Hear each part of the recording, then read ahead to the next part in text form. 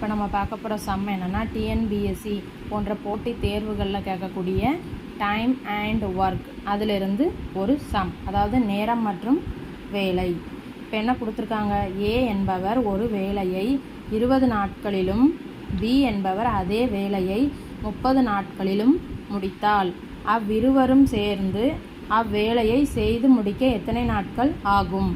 அதாவது இதை நம்ம நாட்கள்னு வச்சுக்கிடுவோம். ஏ வந்து 20 நாட்களில் ஒரு வேலையை முடிக்கிறார், அதே வேலையை பி வந்து 30 நாட்களில் முடிக்கிறாங்க. இப்போ ஏயும் பியும் சேர்ந்து அவ்வேலையை செய்து முடிக்க எத்தனை நாட்கள் ஆகும்னு கேட்டிருக்காங்க. இப்போ ஏயின் ஒரு நாள் வேலை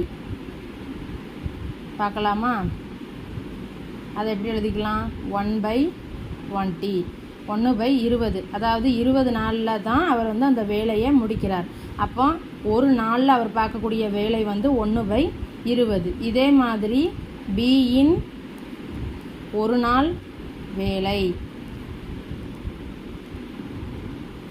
ஈக்குவல் டு 1/30ன்னு போடலாமா? 1/30. இப்போ ஏ ப்ளஸ் பி ரெண்டு பேரும் சேர்ந்து இந்த வேலையை முடிக்க போகிறாங்க. அப்போ என்ன பண்ணலாம்? A plus B is equal to இந்த ரெண்டையும் ஆட் பண்ணோம்னா நமக்கு ஆன்சர் கிடச்சிரும். 1/20 ப்ளஸ் 1/30. அப்போ என்ன பண்ணலாம்? கிராஸ் ப்ராடக்ட் பண்ணலாமா?